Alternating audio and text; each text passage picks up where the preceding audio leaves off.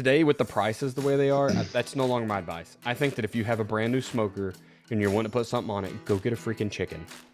Yeah. Because they're simple. And also, like you talk about brisket, you're investing 18, 19 hours or something. That's a lot of investment for a thing that you might have messed up. Right. Chicken, you're talking 3 hours. It costs, I don't know, $17. And you can feed your family for 2 days with delicious meat.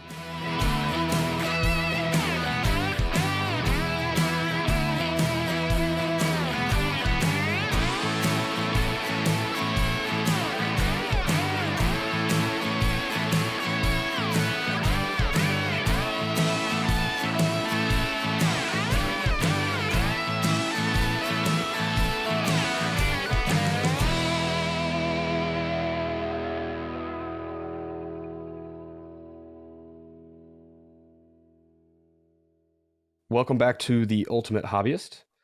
We're on the true episode 3.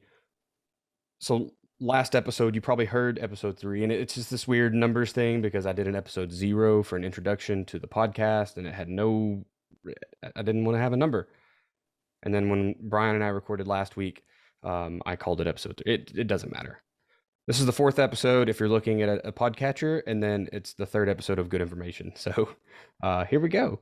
And so tonight we're going to open up our, we're calling it the Meat Sweat series because meat sweats is like the funniest thing I've ever heard when you're talking about. I think everybody knows what meat sweats is. Just like you go eat like a bunch of barbecue, right? And then you're just sweating for hours, it feels like. And it's that, oh God, I ate too much.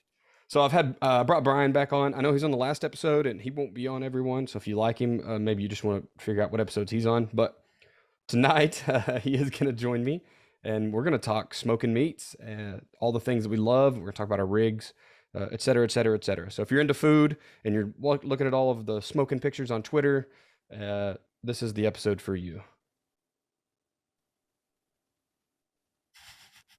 Awkward silence. So I'm here for moral support. We haven't gotten our handoffs down yet. I forget sometimes that Brian's not a tried and true podcaster. This is his first. It's only my second, so it's good though. So we'll get our handoffs better. And I'll probably edit all that stuff out, and you have no idea what I'm talking about. So it's great. Anyway, I brought Brian back on. You remember Brian? He's my good army buddy that we do all the dumb stuff and mainly shoot guns and we buy a lot of stuff the same as each other because it's fun. That's the best part. So before we get started tonight, I'll talk about the Patreon. I don't want to sound like I'm over pitching it or anything. It's just kind of a cool thing to allow you to get your name.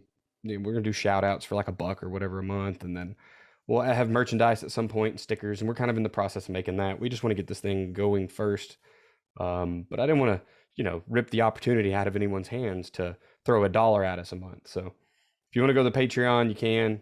It'll be in the show notes. You can find the website there. Pretty simple and easy. So, all right. So first thing we're going to talk about tonight is our smoking rig. So our smokers and any accessories we use, kind of peripheral things.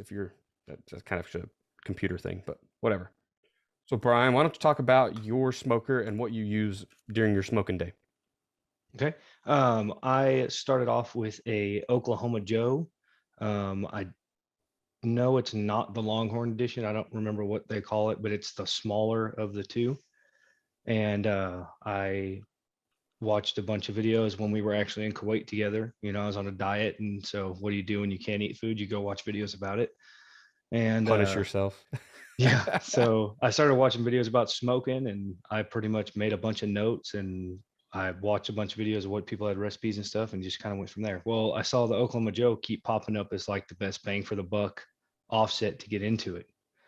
So whenever I moved to my house, my dad was like, "Hey, do you want a house gift?" And I said, "Yeah, buy me a smoker." So we did. And then I did some small upgrades to it. I did some high temp silicone around the seals. And then I don't remember what that woven tape stuff is that goes around like the firebox lid. And then there's like a foam that just all the stuff to seal it up better. And then I don't remember what website they're from, but you can probably just Google it. It's Oklahoma Joe diffuser plates. And they're little plates that go underneath the cooking rack. And they start off with little small holes and they get bigger, and then the end away from the firebox is actually open, and that helps really balance out the heat throughout the entire smoker. Right. So it just keeps the, So because if you're new to smoking, we're gonna have a section at the end that's about beginner tips, but you're not cooking this meat with fire, right? It's the, especially if you're talking about an offset smoker or pellet smokers, which I'll talk about mine in a minute. I gotta open this drink. Wait, one. That's the sound. That's the one we like. Um, but you're not cooking the meat with the fire. There's no direct contact, so it's, you want to make sure the heat and the smoke. You want that flavor, and so you want to make sure it's circulating. But you got to keep it in the smoker, right? Like you can't just. It's not the heat that's radiating off the firebox. I mean, you need the airflow. So that's what you're talking about, is those plates, diffuser plates, right? yeah. So it helps. It makes it to where, if I didn't have them, the fire side, the end by my firebox would probably be 100 degrees hotter than the other end. So, and with those plates in there, it's probably 20 or 30 degrees difference. So it's a huge improvement. It also makes it a lot easier to clean also, because it drips kind of on those plates, and I can just scrape it off with a scraper and get the fat out of there. So that helps a little It's bit. unfortunate. It's unfortunate you have to waste it. Yeah, I know. If someone would invent a way to catch it. Yeah, that's pretty much my setup. It's really basic, and learning fire management was a little bit of a learning curve, but I mean, it doesn't take too long. Whenever I started, I learned how to do my fire management before I ever put a piece of meat on it. So I seasoned it, and I learned how to keep it at temp before I ever put a piece of meat in it. So I figured out where my little, the flute needed to be open to keep it at 225, and how big of a fire actually needed and stuff like that while I seasoned it, instead of just going right in and barbecuing a piece of meat.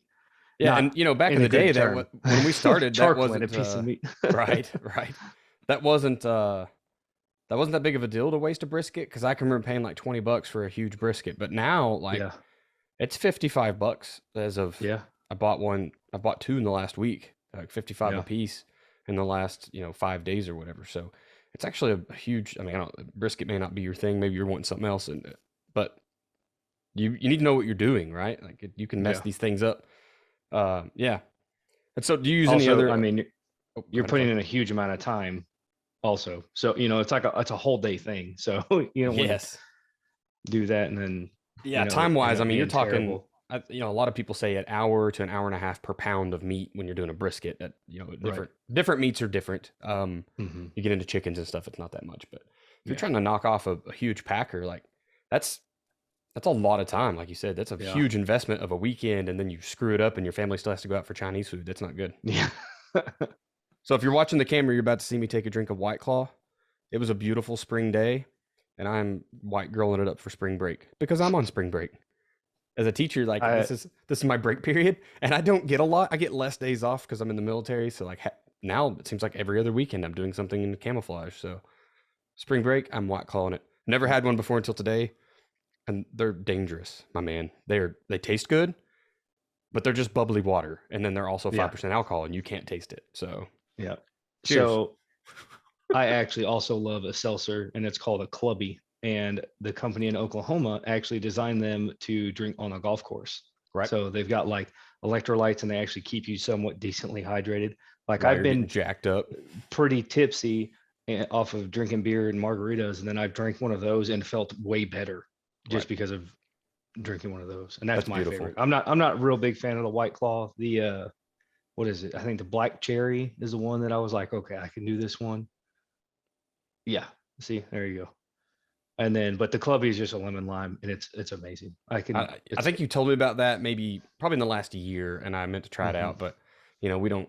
As much as I'd love to golf, that's a hobby that I have yet to take up because I'm They're still so hard to bad at it. find Are because they? it's a small Oklahoma company still, so you can find them. I know that Crest sells them, and we shop at Crest, so that's the only place I've actually bought them. I Gotcha. haven't recalled seeing them anywhere else. So, Well, but get white girl wasted on some yeah, clubbies someday then. yeah, they go great with smokers on a long day when you're hot by the fire to keep hydrated.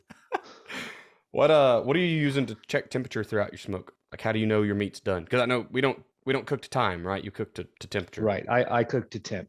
So I have tried multiple different meat probes, and I also use a like a great temp probe, and that one is a Weber iMini, I think is what it's called, and it's Bluetooth and connects to your phone, so I can see that what the actual grill temperature is at the grate level from anywhere in my house, really.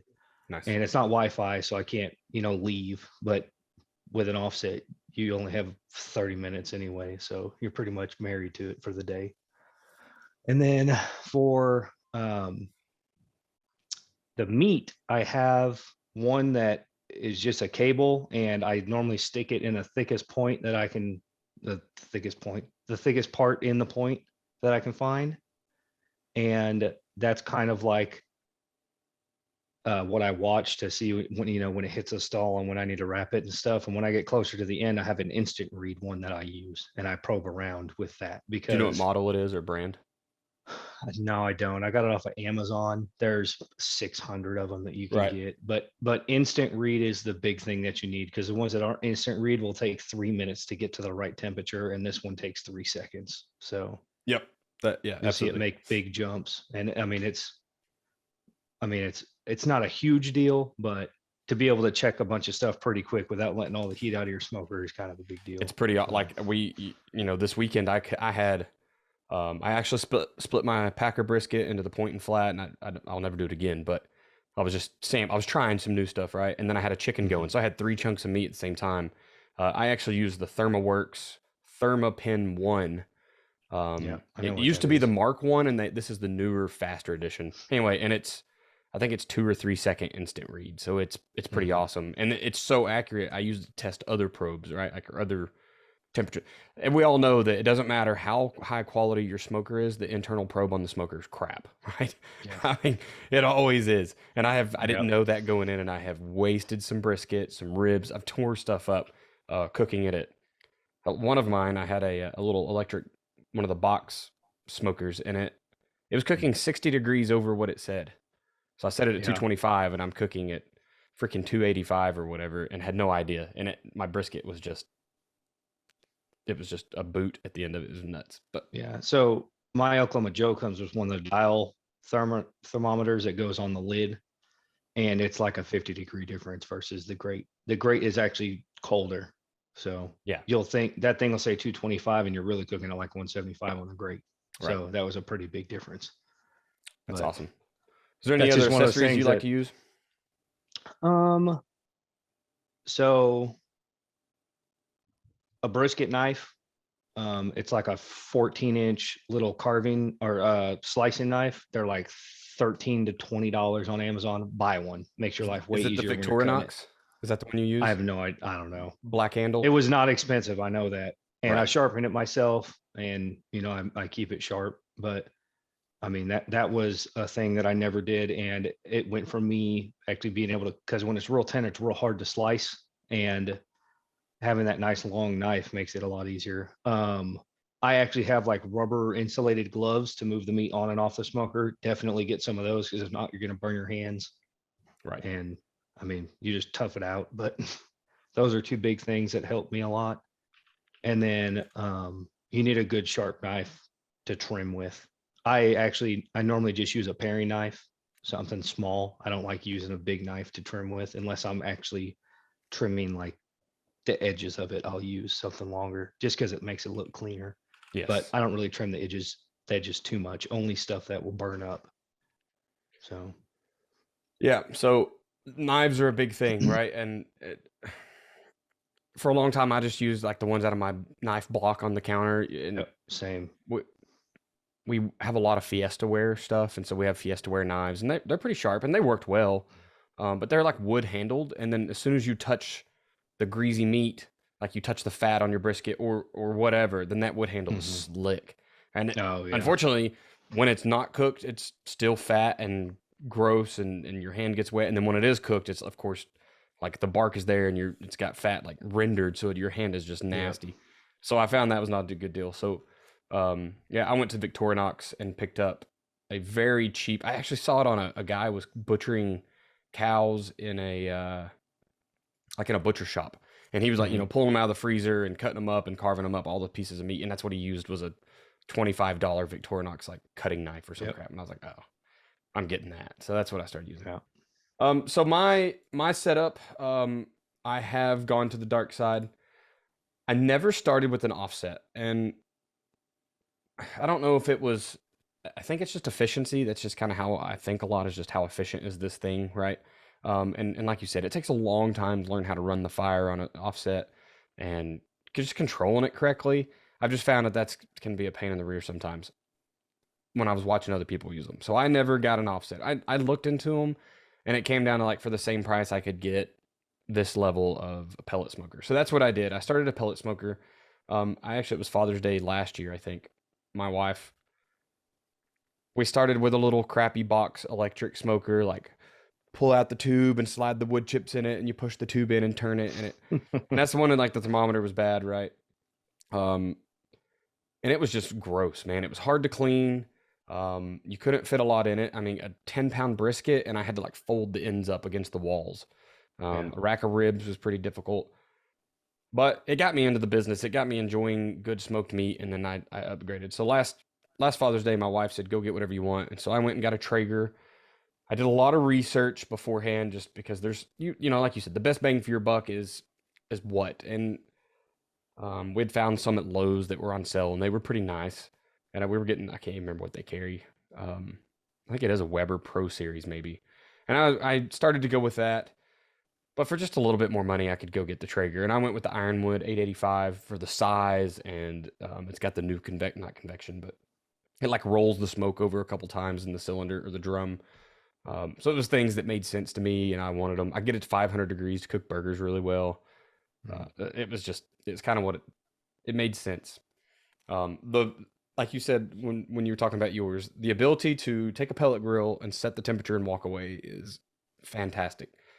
Yeah. There, I mean, like that, there's stuff that you can do on yours that I can't do with mine also, because with the Traeger, you can make it direct heat, and I can't really do that with my offset. So, like you said, 500 degrees cooking burgers and stuff. Like, I I don't know how successfully I could cook burgers.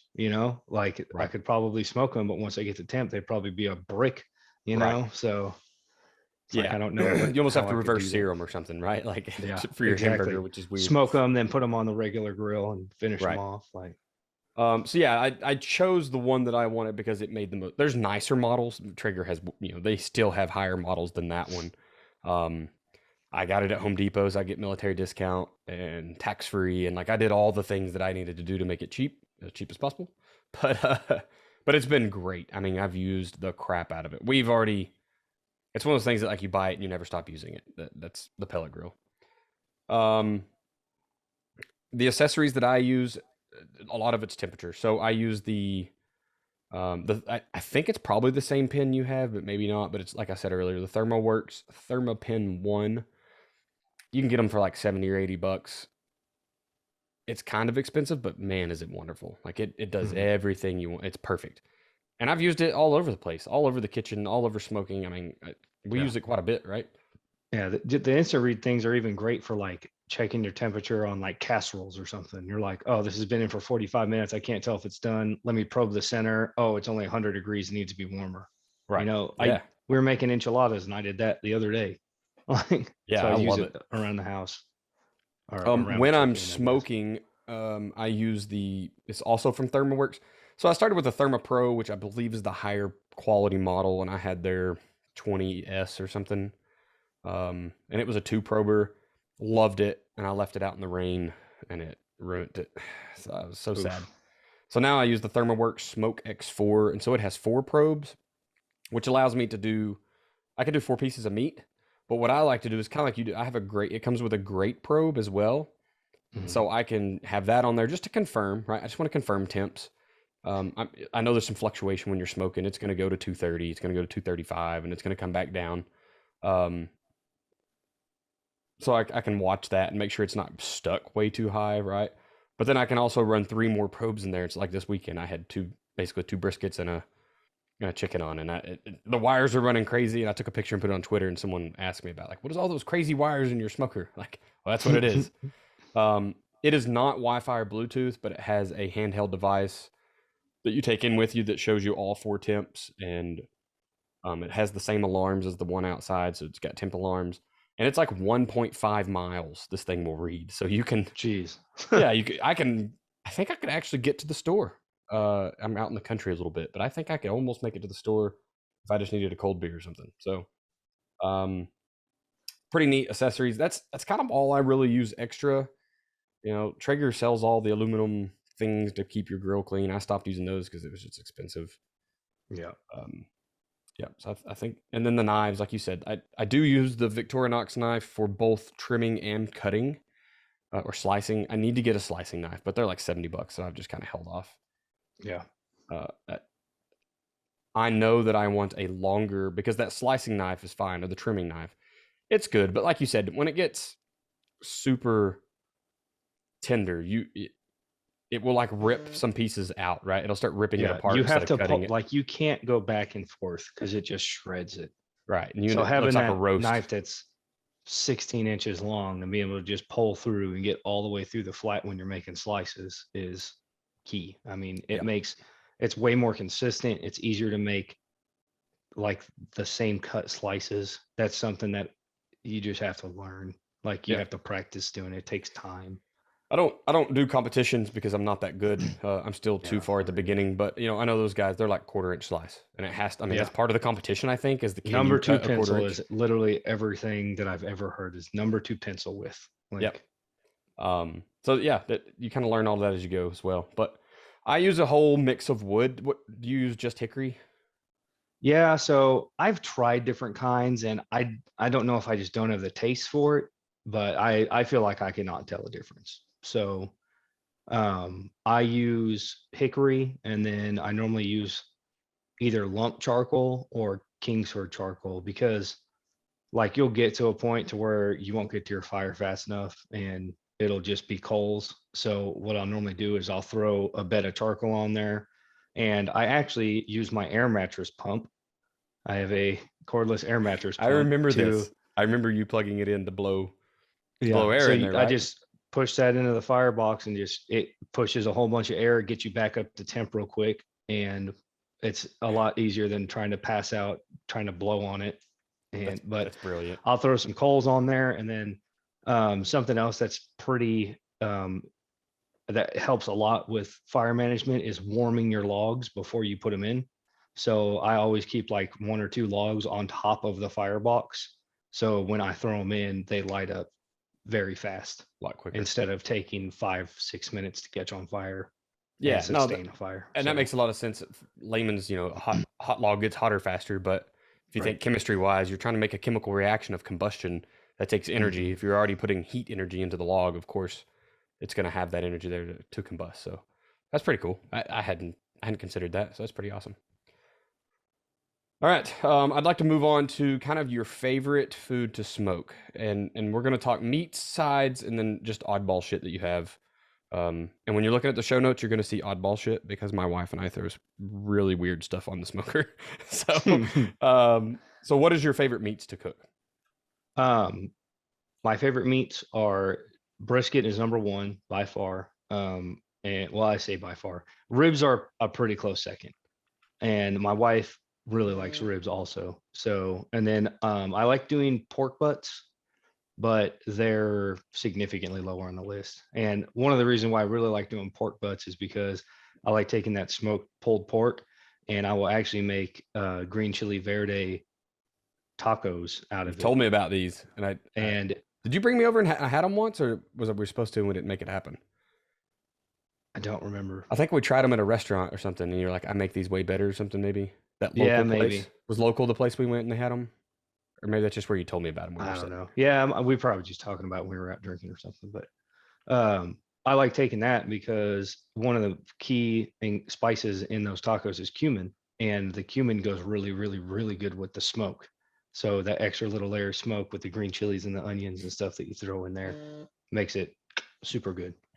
That's awesome. But that's normally what I do because pork butts are big too, and you're normally have 5 pounds of meat by the time you're done, and you have family over and you still have 2 pounds of meat left. Well, that's perfect to throw in the crock pot and make some chili tacos. Yeah, make some green chili tacos out of them. That's awesome. So that's your big three. Have you tried any other? Yeah. Have you tried cooking any other meats? I haven't really messed with any chickens or anything like that.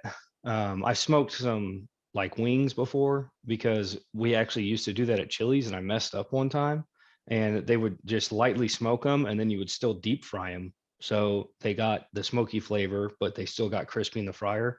So I actually did that. I just smoked them for like, I don't know, 30 minutes or something like that. And then I deep fried them and made wings out of it. And it just adds that a little extra smoke A little flavor bit to your wood. wings, which is what's good. But no, that's pretty much it. Normally, if I'm running the smoker, 90% of the time it's brisket or ribs. So So I'm kind of right there as well. I will say that my all-time favorite thing to eat that is smoked is chicken. We at one point were smoking 2 chickens a weekend so that we could like have weekend food and then meal prep food. Uh, and there's not a better there's not a better chicken on the market. You can't get yeah. better anywhere chicken than what I make here. And I think it's the brine. Oh, We do right. like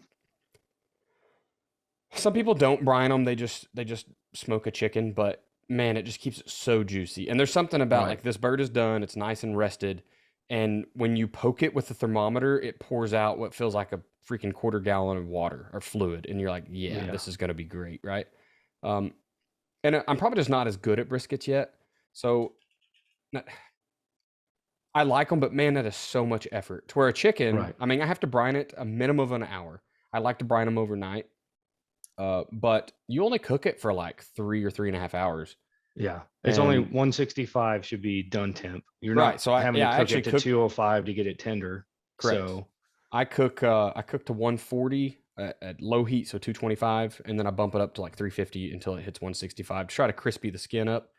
Um, but it's always so tender it doesn't matter. It falls out of its own skin. I mean, it is right. just You can just pull the the bone out of most it and stuff. yes. Yeah. Just this weekend I cooked one for my dad.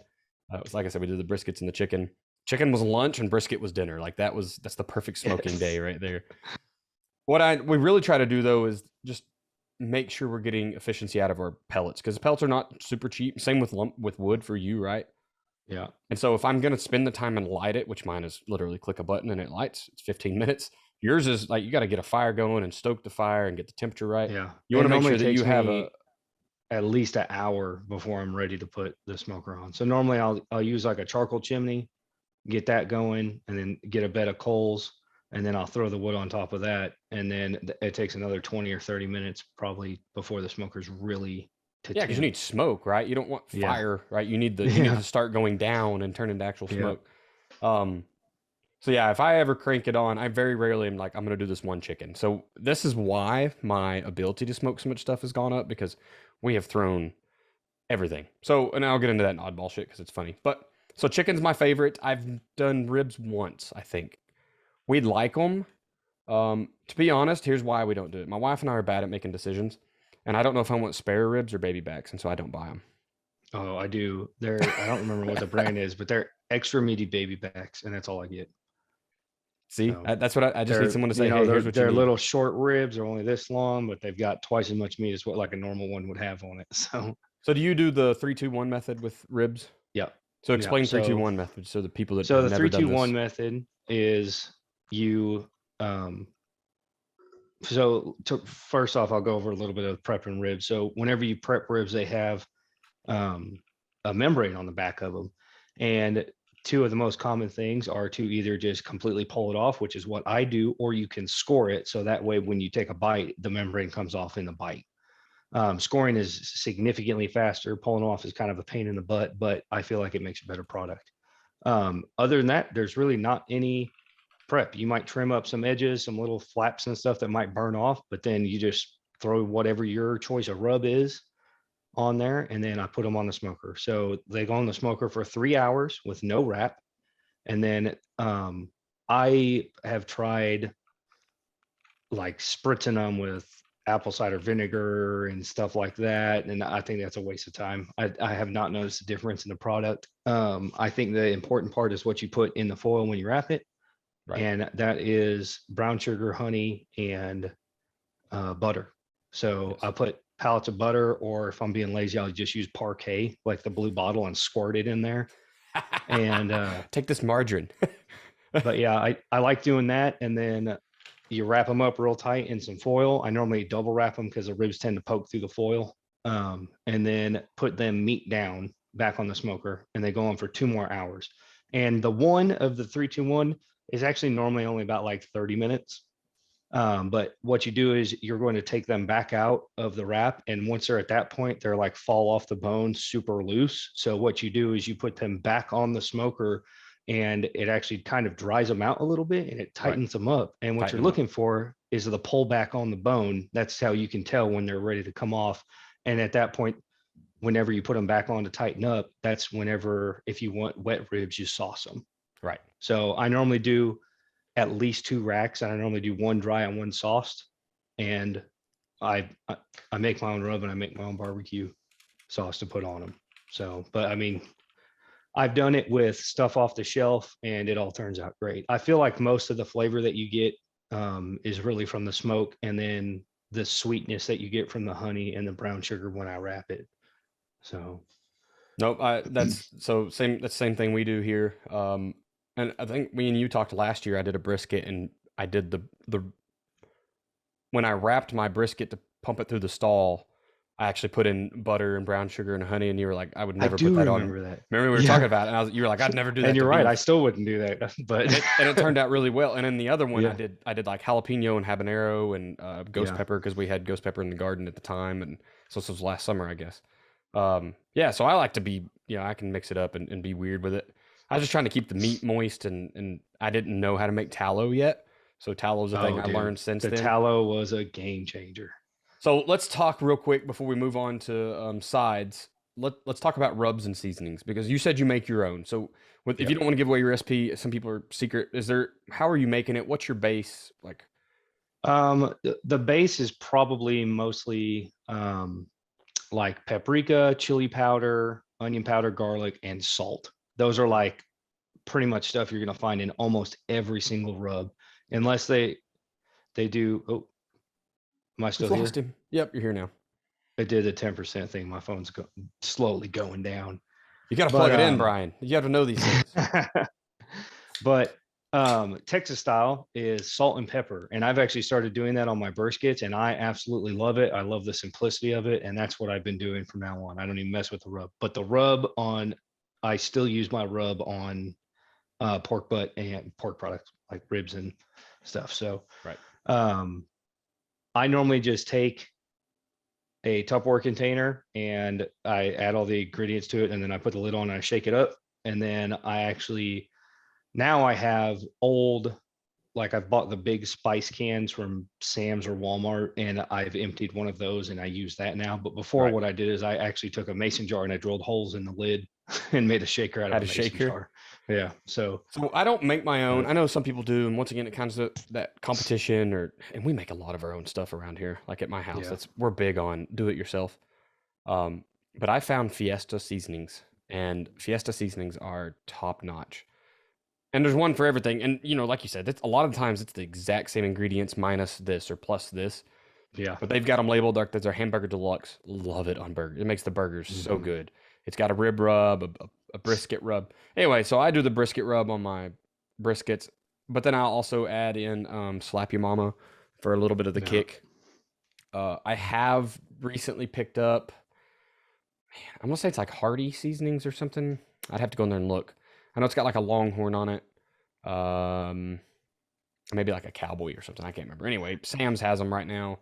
And so I picked up a bunch of stuff like buttery steak seasoning, and I just want to try another rub. And they have a salt, pepper, and garlic powder, which is, I'd actually read an article once, or maybe a YouTube video. That's basically the modern day article, but it said that Texas style, the simplicity of salt and pepper, they really are generally sliding in garlic powder, and they just don't like to tell people because it makes them not Texan or some crap, right? No, that's what when I make grilled chicken, that's what I use. Yeah, salt, pepper, and garlic. So, but so I use Fiesta on everything, and I'll just substitute with Slap Your Mama. Maybe a little this weekend. I did cracked pepper. The chicken, they also have a chicken rub. I'm trying to think if that's what I used this time. I bought like 7 different chicken rubs, and the old pour it in your hand and lick it off your hand thing, because you got to sample it. I threw 5 of them away that day. Like, nope, that's trash. That's trash. This is terrible. Yes, absolutely terrible. So I ended up with like Fiesta and one other. It's called beer can chicken seasoning, and it was pretty good. Maybe from Weber, I don't know. And then that kind of brings us back into tallow. So we make tallow, and if you want to know how to make it, I did a whole thread on Twitter with the Ultimate Hobbyist podcast Twitter, so you can go in there and see exactly like step by step how to make the tallow. And realistically, it's just rendered down beef fat, or you can do pork fat. Some people tell me about pork tallow. I've not had that yet. And I just add that back on at the end. Yeah, basically. That's what I do. I keep bacon grease. I always put a scoop of bacon grease in my ground venison when I cook it. Right. So. And so that tallow, man, it is the world changer. I actually had a brisket that did not turn out so hot this weekend. My second one, the one I split before I cooked it, it didn't turn out well. And I don't know, and I'd called you troubleshoot. I think I was just ranting to you more than anything, or venting. Yeah. But like one end of it was 172 degrees and the other end was 211 degrees. And it's, essentially half of a 12-pound brisket. So this thing is, I don't know, 9 to 12 inches long, and it's got that much of a difference in temperature on the ends, and it wasn't even that much thicker or thinner, like maybe half inch of meat difference. So I was pissed. After I sliced all the good end, it was cooked out real well, and then the stiffer end, I just poured the tallow back on top of it to keep it nice and moist, and I was angry. But so I've used it there to kind of salvage, and then I've just used it for straight flavoring. I poured it back into the point when I wrapped it, so that way I could make burn ends out of it, which is something we didn't really talk about. Burn ends is probably my favorite brisket part, is just the burn ends. Yep. But that's actually why I started buying bigger briskets, because whenever you buy the 10 to 14 pound ones, normally it's 90% flat. Right. So if you get into the 15, 16, 18 pound ones, normally all of that weight gain is in the point. Yes. So to me, like, it's worth it to go to like Costco or Sam's and try to find when their prime brisket is on sale for $4 a pound, and then I'll go spend $200 on brisket and toss them in the freezer for when I want to cook them. Yep, I agree. I did 2 Walmart briskets this week, and I know the quality isn't always there. They're just choice crap, but and one of them came out fantastic. I had it for lunch today, and then the other one, I was really glad that it made good burn-ins, because the flat wasn't. It was worth it. Yeah, I was just being too hard on myself, but. Yeah, I mean, I've been there too. So one of the things I wanted to talk about, beginner mistakes, like kind of towards the end, I bought match like charcoal one time, and I didn't think anything of it to use it and throw it on there and think it'd be fine. I cooked a brisket for 14 hours and it tasted like lighter fluid. I was so mad. And everybody's like, oh no, it's not that bad. And I was like, no, this is terrible. Like, I'm livid.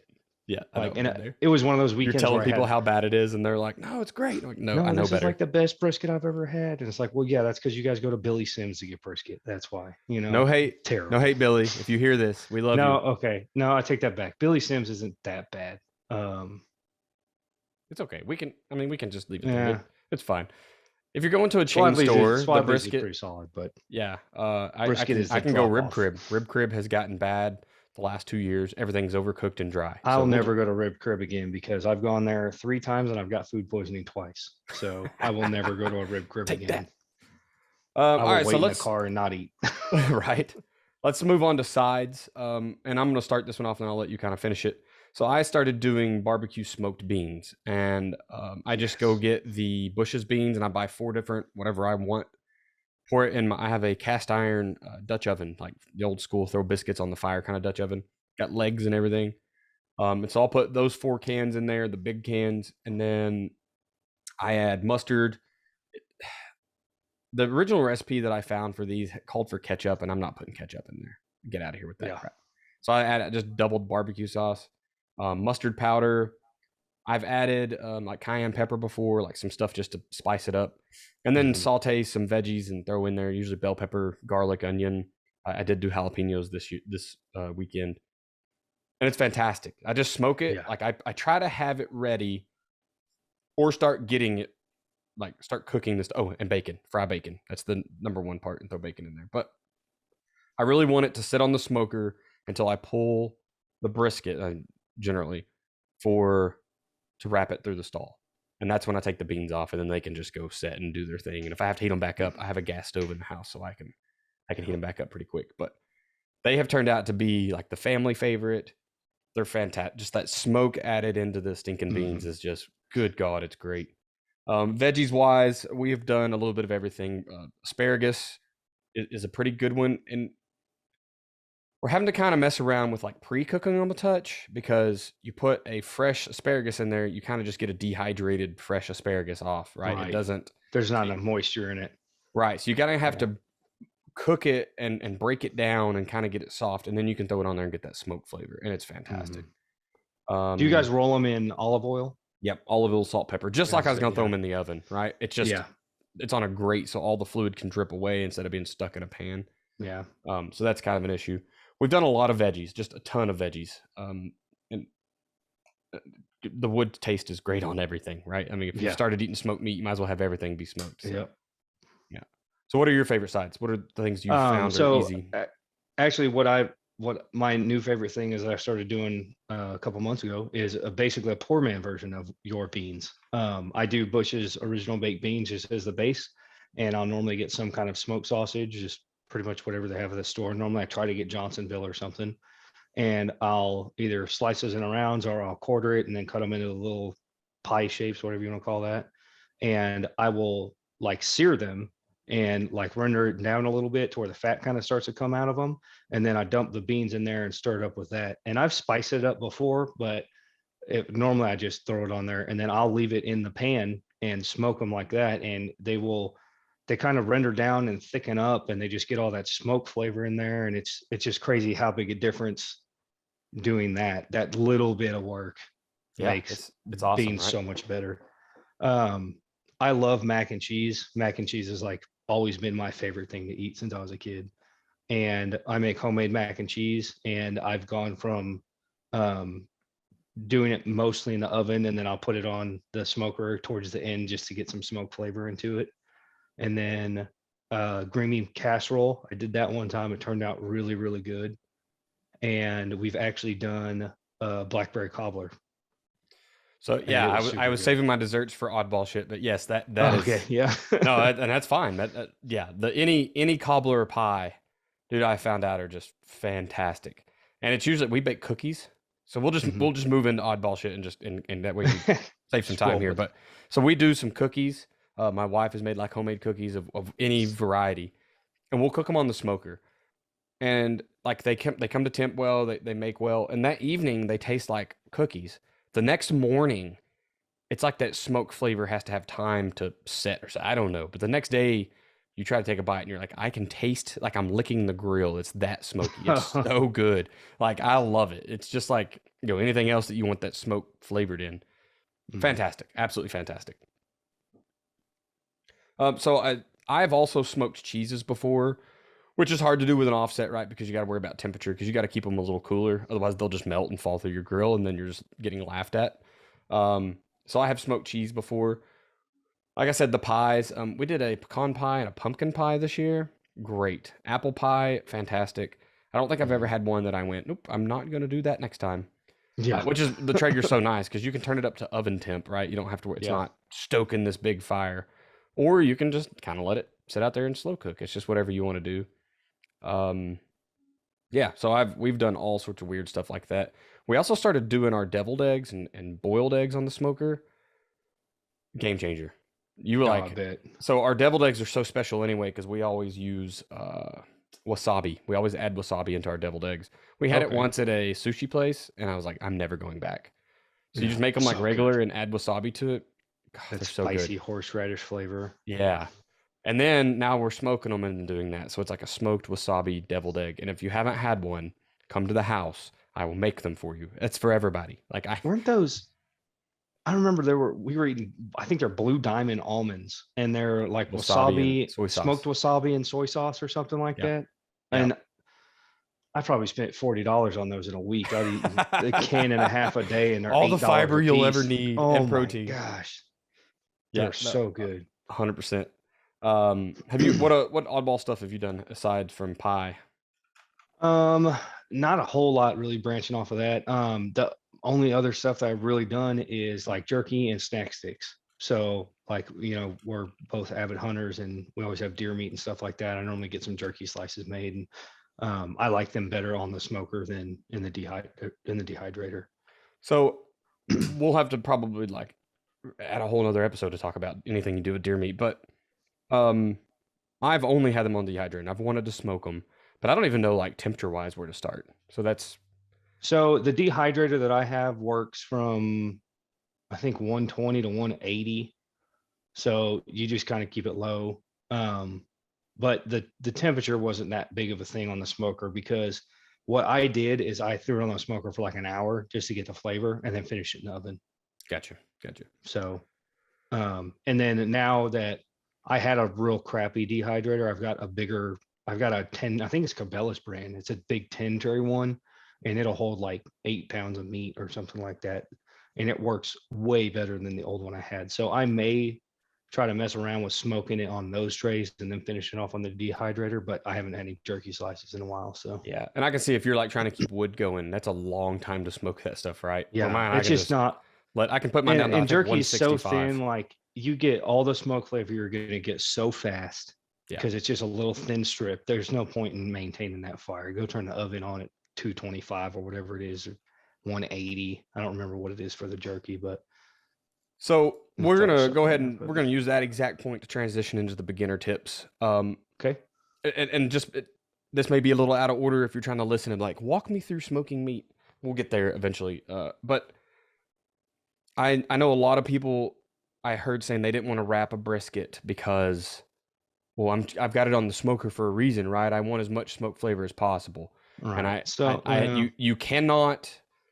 I think the temperature is 125 or 130, and I don't know the exact temperature, but essentially you get about 2 hours of your brisket being on the smoker that you're adding smoke flavor. That's why the smoke ring isn't the entire brisket, right? Right. It only goes smoke so ring, right? And then you're just wasting wood or, whatever. If it's pellets, whatever. I mean, you're not gonna wrap it, get through the stinking stall. Don't let it sit out there for an extra 3 hours trying to get. Number one, you'll dehydrate it. Yeah, right, you're gonna end up burning up the edges before you get it through the stall. So if you're hearing people say don't wrap this because you're miss out smoke flavor, you're not. Okay, you got 2 hours, and then you're done. Yeah. So as far as wrapping goes, I started off with foil, and I wanted to try. I didn't really switch because there's anything wrong. I just wanted to try butcher paper and see if it made a better product. And I think it does as far as burn ends go, because the foil really moistens up the bark. And I feel like with the butcher paper, you maintain that bark, and it's that texture of the burn end that makes the difference. No, yeah, 100%. Other than that, I've seen people I saw some YouTube videos, because I've liked so many and subscribed to so many smoker stuff on YouTube. Everything that I've learned pretty much my entire life has been off of YouTube. So like literally from this is building engines folks. to look, if you get building deployed, guns. All you do is you watch YouTube and you watch the things that you think you want to go home and do. That's it. Yeah, like that's it. That's deployment. Ridiculous. You go on mission, you come back, you set your butt in the tent, and you're like, well, there's nothing else to do. It's hot outside. I'm gonna watch YouTube. Yeah. That's it. And then you go on Amazon and buy it. That's if you're in Kuwait and you have internet. True. We couldn't stream in Afghanistan. It was like, it wasn't much. Whose better. hard drive am I going to steal today to see what movies I haven't seen? Touche. That's true. Or watch Dragon Ball Z for the 8th time again. Let's go. Yes. Dragon Ball Z. That's the first mention on this entire podcast. I'm in it. Let's go. So aluminum foil versus butcher paper. There's not a wrong way. I think it depends on what you're looking for. I'm going to go back to aluminum foil for a while and better my craft because it is definitely faster. And you lose. If you're in a pinch, wrap it. Yes, and you lose. I think you lose a lot of fluid through if you're trying to use the butcher paper or peach paper or whatever you want to call it. Right? I'm much more heavy-handed with the tallow when I do paper. Yeah. So I normally leave it. I normally set it out on a counter so it's not rock hard cold in the fridge, but I'll get it to where it's a pasty consistency, and I'll use a spoon to spread it out on the paper when I go to wrap it. Yep. And if I do foil, I actually will warm it up and put it in a bottle, and then I'll just spray it on top of the meat and make sure it's real moist before I wrap it. So I'm way heavier handed with paper. And that's yes, and that's basically what I did to salvage brisket this weekend. Was like, okay, we're getting in the wrap phase. Let's lather this dude up, right? And even when I rested it, I added more tallow after the or like while it was resting, because I was like, I've got to get some fluid into this brisket, this chunk of meat. I poured it on there pretty heavy-handedly, and 15 minutes later, it was gone. Like it had all soaked in, so it was pretty wild. So before we get off of tallow, we never actually covered how to make it. I do it the really simple way. I literally just take the trimmings from me trimming off my brisket and I throw it in an aluminum pan and I put it right by my firebox. And the smaller the chunks that you put it in, the better, because you'll have big chunks that don't actually render down and it's just fat that you lose. But after you do 2 or 3 briskets, you're going to have so much tallow, you're not going to need it all. But that's all I do. And I'll throw it on there until it renders down real good. And then I put it through a strainer and put it in a mason jar. And that's it. So I'm a little fancier with mine. Same thing, just the trimmings off the brisket, and I found that I get about a pint of tallow per brisket if you trim it right. If you over trim, you can get more tallow, but you're going to suffer, right? What he's talking about, cutting it into chunks, so I dice it essentially. I put it in. We have really nice pans. I don't even know what they're like. Pampered Chef, I think. My wife brought them into the marriage. It was why I married her. It was like the thing. Appreciate your pots and pans. I'm just kidding. But they are good to go in the oven, whatever. So I just slice it and put into whatever stock pot I'm going to cook it in anyway later, or render it down. I throw it in the smoker, like I said, and then when I pull my brisket to wrap it to get to the stall, I think it has enough smoke, and so then I pull it in, throw it on the stove, which I have gas, so I can apply direct heat real fast and cut it. And I just cook it until the little fat pieces are like chitlins, right? Like you want them just barely crispy, like pork rinds. Starting to brown. You don't want it over brown. Like it turns tan, and then kill the fire and just let the heat of the oil kind of cook it the rest of the way. Yeah. And then I scoop mine out with a little strainer scoop, but essentially the same thing you're talking. Well, I mean, I've even done both. I've poured it through a strainer as well. And then I throw it in a pint jar, let it set out the rest of the day and cool, and pour it back on brisket some, and the rest goes in the fridge. It's hard, but I found it's pretty easy to scrape that stuff and measure it more than trying to tip this jar up that's gonna like leak down the side and all that craziness. Yeah, so you can also season your tallow as well. I was kind of messing around with that, putting salt and pepper into it, because I've introduced tallow to where it actually kind of blended out my brisket, because I didn't add any more seasoning. So the seasoning was perfect. And then when I reheated it in the oven, I added more tallow and I made it bland. That's a really key point, is if you're going to reheat, throw that tallow on there. So we're saying the word tallow a lot. I said it earlier. It's just rendered down beef fat. So it's literally beef oil, right? It's not, you have vegetable oil sitting in your cupboard right now. This is beef oil. It's like your bacon grease, but from a brisket. It's as old as you are, older. I found out the other day McDonald's always fried their French fries in it until like, I think 91. And someone that was a vegetarian was upset because their potato was cooked in beef particles. So they had to switch to whatever they use now. Vegetable oil. So now they kill their food. Right. They kill the food's food. Yeah. They try to save animals, next, but then they eat their food. I don't get it. The next big thing is fat side up or fat side down. So which side are you on? So to me, it 100% depends on where your heat comes from. I don't think it matters up or down. I think it matters more fat side towards the heat to protect your meat from drying out. So everybody says up or down, up or down. It's like, well, I don't give a crap about up or down. I want to know where your heat's coming from. Right. So I put mine at the very end, and it comes out right from that diffuser at the end. That's where most of the heat comes from the bottom. So I put the fat side down. Yep. The fat doesn't render down and soak through the meat. If you put it fat side up, that's bull crap. Right. That's the big thing, right? But you can take that stuff and put it on direct heat, and it takes forever to render it down, right? Yes. You're not going to do it at 225 degrees from smoke heat. It's just not going to happen. Yeah. Like it doesn't melt down. It actually pushes out of the meat and then drips off. So it doesn't come down through the meat. It's not some kind of magical thing up or down. I have a put your fat system towards your heat to protect your meat. Concur. That's a new saying right there. Patent it. On the Traeger, of course, the heat source is in the middle of the bottom. It's a little bitty cup this big. Oh yeah. And it's just throwing pellets in and heating it and then making smoke, right? And heat. And so I do the same thing. I do mine fat side down. The heat itself circulates several times in the drum before it comes out the back, or the smoke does. But that's the direct heat. And I've taken 2 of them off, and it's actually like the fat is cooked to the butcher paper because of the heat there. So Oh It, yeah. it is literally protecting the meat. I mean, what you're talking about is like, it's very true. Especially if, I mean, I'm even going to start moving it up to the top tray to smoke them, I think, from now on. I Hmm. saw a Twitter friend of mine today, Austin Woods. What up, man? Um, and I saw he was smoking his on the top rack, and I think I'm going to steal that just to even get that much more protection from the heat. Like that, the Yeah. smoke's coming around anyway. So, I think we've kind of covered. Is there any other beginner tips you can think about? Let's do things that we've messed up tips, mistakes that we would Absolutely. try to make people not do them. I already said a big one earlier. Do not use matchlight charcoal. Huge, biggest mistake I've ever made. I cooked a brisket for 15 hours and it tastes like lighter fluid. Um, what other mistake? Under seasoning.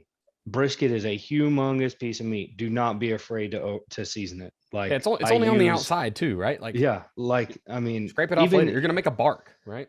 yeah, even with ribs and stuff like that, like you're doing this to put flavor in it, put some seasoning on. Don't be afraid to over season it. It's going to be really hard. And if you do over season it, pour a bunch of beef tallow on it because it makes it blander apparently. Uh, um, I let's can get one see. that's pretty easy, and that's Resting. if you start working into with these meat probes, make sure that your Mhm. probe is, like you said earlier, it's the thickest part of the meat. You want it centered in that wherever it's going to take the longest to heat up. That's what you're worried about cooking, right? That's the temperature you want to monitor. But also, you know, make sure you're not touching a bone if you do a chicken or something, or in a Yeah. pocket of fat. Yeah. And the point is generally the biggest part of the brisket. So you're going to end up stabbing it if you leave them together, and it's full of fat. So you run it Yeah. through the So fat, and then it doesn't heat up or it overheats, and then usually it doesn't heat up as fast. So you're at, mhm. you know, you're already hit at 160 or 170. It's been out there for hours, and you're like, man, I'm at 135 degrees. Like it, So that's another reason why I say to get an instant read thermometer, because when I probe, I don't just stick it in there and let it go. I push really slow all the way through the piece of meat.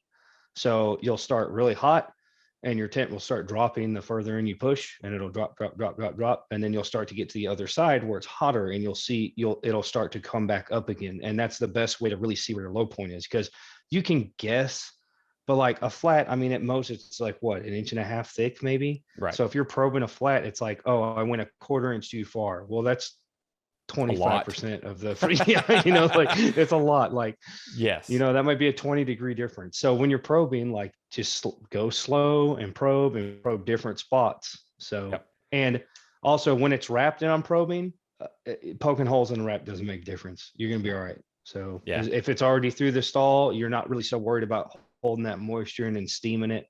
So when you're probing for doneness there, also when you're probing, you can tell for tenderness as well. Yeah. So So a you'll lot of get people to don't cook where, to temp; they cook to tenderness, and it's yeah, literally the terminology is probe tenderness. Like, yep. yes, I'm stabbing it with an instant read because I want to make sure the food is safe or whatever. But Hmm. when the chunk of metal slides gently into the piece of meat, like that's when I'm good, Yeah. right? And Like when you try everywhere, to probe and you accidentally stab all the way through the bottom and you're like, okay, it's done. right? Like, now all Yes. my fat's draining out the bottom. Cool. But um, no, I mean, that's just little basic beginner tips. Something that I see on offset smokers, you're not going to run into it with a Traeger, because typically Traegers can't produce enough smoke to do the problem, is whenever you get a bitter smoke. So whenever you're running a smoker, that's an offset, you want to make the smallest fire possible to maintain the temp that you want. So you don't need to put 6 logs in this offset and pack it as much as you can and then have it roll and smoke like a freaking train, because it's going to make a nasty bitter taste. Like whenever I'm smoking, once I get my smoker to temp and I'm not throwing a new log on there that's heating up, you almost don't see smoke. You can see Right. the heat coming through the stack, but they call it a blue smoke. And like you'll maybe see a little tiny hint of gray or blue, but you should be able to see through it. And the white smoke is bad, right? White is Yes, like that's roll the white bitter stuff. rolling. If it looks like a steam engine, you're putting terrible charcoal bittery taste into your meat. If you've ever had that before, like going over to somebody's Super Bowl party or something, that's why. It's because they're probably running too much fuel in their fire and running it like that. Too So hot. Uh, yeah, So you talked small about probing fire, lots of for, airflow. yes. You talked about probing for tenderness earlier, and especially after you wrap it. Just this weekend, I had put a probe in and hadn't realized it, but I had 2 layers of butcher paper. And it's like I had gotten through one, and pushed the other layer into the meat. So there was literally that small amount of protection changed the temp. And luckily it was just after it stalled, and then all of a sudden it was like 10 degrees cooler. I was like, hold on a minute.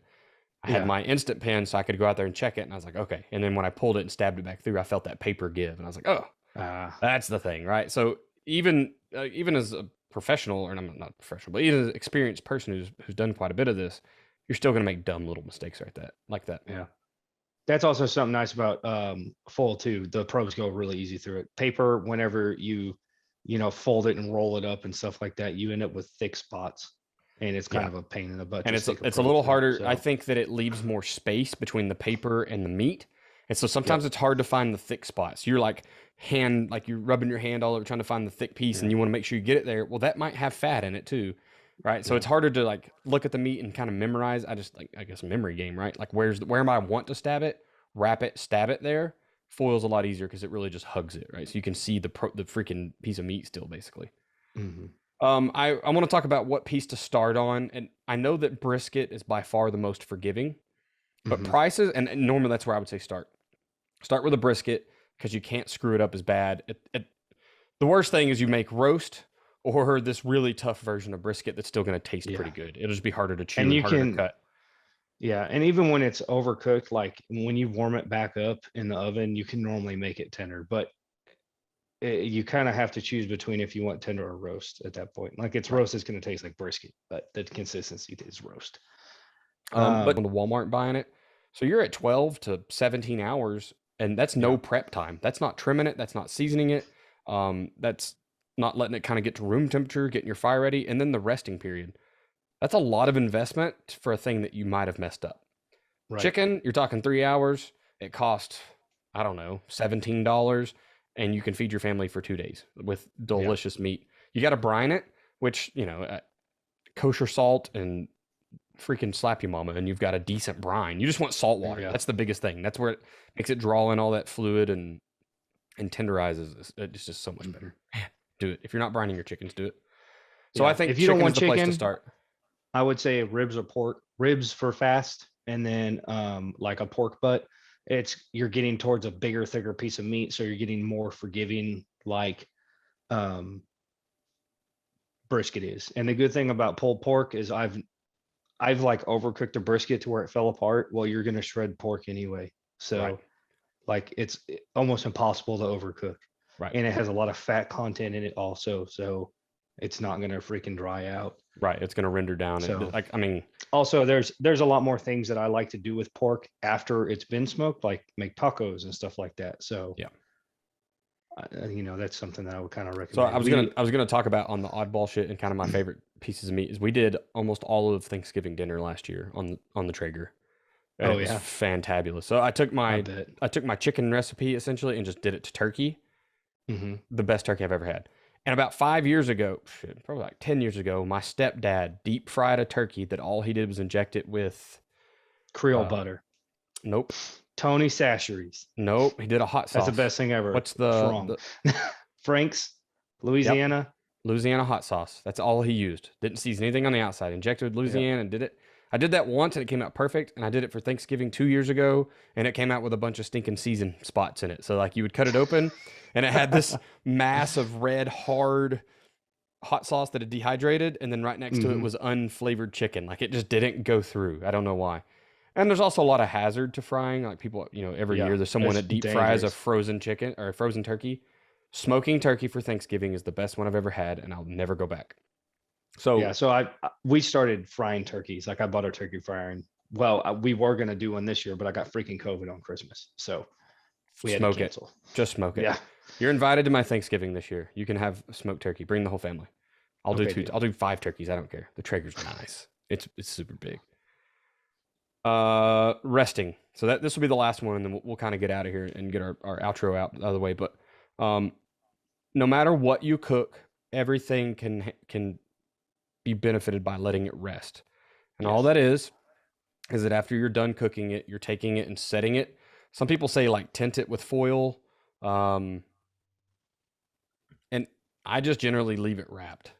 If it's a brisket, right? I just bring it in and we've lost Brian, which is okay because we're done here tonight anyway, just about. So If you're resting, you're just take it out off the smoker. You can tint the foil if you want. You want it to not lose all of its heat, something that keeps the heat and brings it kind of pointed back down to a piece of meat. But what you're doing is letting those fluids kind of redistribute. So while you're cooking it, it's hot, fluids are moving all over the place. You're just kind of letting it do its thing, right?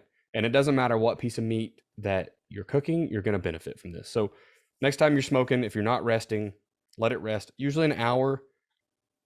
I have literally cooked a brisket at my house, put it in a Yeti cooler. We have a pretty small one. I think it's the smallest Yeti cooler, the regular ones. Left it wrapped, put towels below it and above it to keep the heat, and drove 4.5 hours to my family's place. And that's where we ate, and it was perfect. That was that was 4.5 hours of rest time. So you can't over rest it because you're no longer applying heat. So it's not going to overcook, nothing like that. It's just going to maintain and it's perfect. All right, so Brian might jump back in here. I don't know. I doubt it, but it sounds like his phone died. Rookie mistake right there. Beginner tips: plug your phone in when you're podcasting, or get on a computer. Plug your computer in if you're podcasting from a computer. So we've talked a lot tonight about smoking things. We've talked about our rigs or our smokers. Brian's the offset and using true wood. I've moved into the pellet grill. There's benefits to both. Some people say the flavor is better out of an offset because you get that true wood taste, but a wood pellet is just lumber that they saw up, make sawdust, and then recompact it into pellets or something. I'm not a pro. I don't know exactly what they do, but that's essentially what I've read. You need a temp probe. Okay, you need something to monitor the temperature in there, and then you need something to go out and be able to instantly poke it to confirm that one. And by that one, I mean the one that's in the smoker all the time. So get some way to tell temp. We're cooking to tenderness and temperature. We're not cooking by time, no matter what you're making. So the meats that we like, we kind of went through our favorites. Brisket's always going to be up there. Chicken is mine more than brisket, but a lot of people just want to smoke a brisket. It's big. It feeds a whole family. You can throw a party and make a brisket. He brought up wings and ribs and pork butts. I talked turkey and burn ends. We gave you a way to cook ribs, 3-2-1 method. Rubs, you can't go wrong. Okay, if it tastes good to you before you put it on your meat's going to taste good. That's it. Don't make things so spicy other people can't eat it unless that's what you're into. It's possible. Okay, you're cooking this, it is going to soak that stuff in. So if you're putting a crap ton of cayenne pepper on there, you're going to eat a crap ton of cayenne pepper. It doesn't go away. Okay, it just gets heated and concentrated into your meat. And then I talked about Fiesta seasoning. That's my favorite because they make something for everything. We talked about sides. You figure out what side you like. You can smoke everything on the smoker. And then we talked about a bunch of beginner tips. Okay, so just pick whatever your type is and pick your first cut of meat and go for it. And you're not going to mess up that bad. I understand things are a little more expensive right now on meats, and seasonings. It's kind of the same thing. You're talking about $5 for probably 2 to 3 cuts of meat to season them generally. If you're paying more than that, if you're buying something that's $10 or $15 for seasoning, you're probably not getting good stuff anyway. It's no different than everyone else's. So find that stuff that's $5 or $6 and run with it. The super cheap stuff, I've used the $1 stuff at like Homeland. It was terrible. That's what I talked about with Brian earlier. I tasted it and threw it away. It was absolutely not good. And then that's pretty much it. So I'm going to talk about the Patreon one more time, guys. If I'm not here begging for money. Look, it's just a way to get the word out there. It's just a little extra place for me to talk to y'all and post some video, maybe do some one-on-one type of interviews, or we plan to have fun with it. Like I brought up in an earlier episode, the archery page I follow, they do a Marco Polo. So maybe we do something like that. We meet up every once in a while. The Marco Polo is all the time. I haven't checked it in like 6 months because archery, well, probably been 6 months, but since archery season ended, so maybe 3 months, and there are hundreds of Marco Polos I haven't seen. I need to go back and watch some of them. And, today my phone reminded me, check your stinking Marco Polo. But it is a fun place to just go talk to guys about that. So if you're into hobbies, that might be a way that we kind of bring people in. If you'd like to kind of come on and talk hobbies at all, whatever yours is, this is about all hobbies. So mainly ours, Samantha's and mine. But I mean, we want to talk to other people too. We want to see what you're doing in a hobby. What are you doing different than us? You just heard, me and Brian talk about meat for, I don't know, we're probably going on an hour now, but you've kind of heard us talking about it, and there's differences all over the place. It's the same way with the competition shooting. We're different. when we talk guns later on, it'll be different. Talking canoeing, we're talking boating, we're fishing. Everyone does things different. Okay. So if you want to talk or you just want to chit chat, even on Twitter, shoot me a DM. I'll get back to you pretty quick. I check it several times a day. But the biggest thing is we just want to talk hobbies with everybody we can. So we appreciate Brian. This is where I would tell you I appreciate you coming on again, man. So thanks, buddy. And you'll hear this now because I'm gonna make you listen to it. So we appreciate you coming on and spending your evening with us right after you got your little girl to bed. Thanks for everybody that's listening. You know, the podcast is growing little by little each week. We're super pumped about it. It's so much fun to just reach out. I just like checking them. I use Buzzsprout and I like looking at the stats and just like, where have we reached? We're in, England, which is cool, and lots of places across the United States. And it won't let me see names, or a lot of times it doesn't tell us areas, but it's cool just to see different people. There's someone really close to us in Arkansas that's listening. I'm in Oklahoma, and so that's kind of cool because they're right next to us and they found our podcast. So anyway, we'll leave it there. I appreciate you listening, guys. Thanks for joining us on this adventure, and we will talk to you next time on The Ultimate Hobbyist.